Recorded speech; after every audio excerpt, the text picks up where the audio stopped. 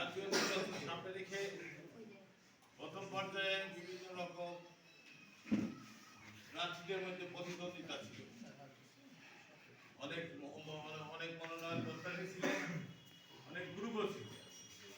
এখন শেষ পর্যায়ে চলে আসছে, মনোনয়ন প্রত্যাশীরাও শেষ, মনোনয়নও চূড়ান্ত।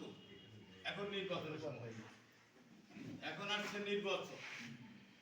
আর এই নির্বাচন সফল করার জন্য বিএনপি তো আলাদা আলাদা দল না, বিএনপি তো একটা দল, আর বিএনপির প্রতিগুলো দলের শেষ।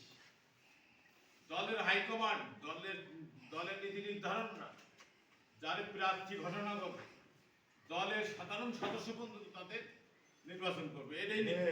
এটাই নিয়ম। এখন প্রার্থী আমাদের সামনে এসেছে, প্রতীক ও ধানের শীষ।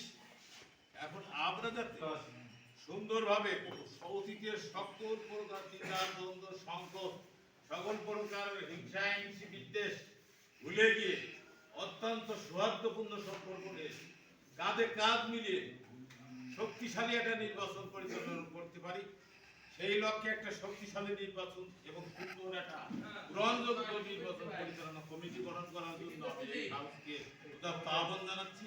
এবং আমরা ইসলামপুর ইউনিয়নে যাতে আমাদের আহ্বায়ক সাহেব ইসলামপুর ইউনিয়নে তার সম্মানার্থে তার ইজ্জত রক্ষা করতে পারি, সেই আহ্বান লিখে আমি আমার সংক্ষিপ্ত বক্তব্য শেষ করছি। সবাইকে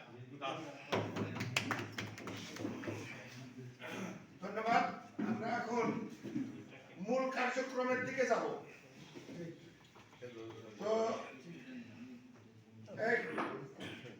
আমি এটা নিয়ে যে বেশি ঘষা মাজা এগুলো আমরা কিছু করব না। আমাদের বর্তমান যে কমিটি আছে সভাপতি ইদ্রিস, সেক্রেটারি, তারা ইচ্ছা করলে তারা দুইজনও ডিক্লেয়ার করে দিতে পারে।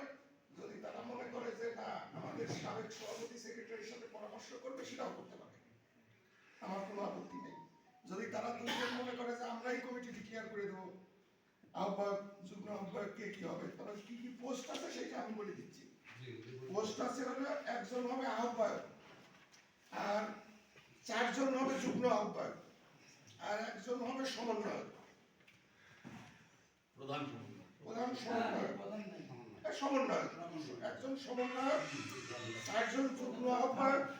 যদি মনে করে যে যুগ্ম আহ্বায়ক আরো একজন বাড়ান, তাতেও কোনো সমস্যা নেই। যে মিলে গেছে না একজন বাড়ান, তাতেও কোনো সমস্যা নেই। আর সব সদস্য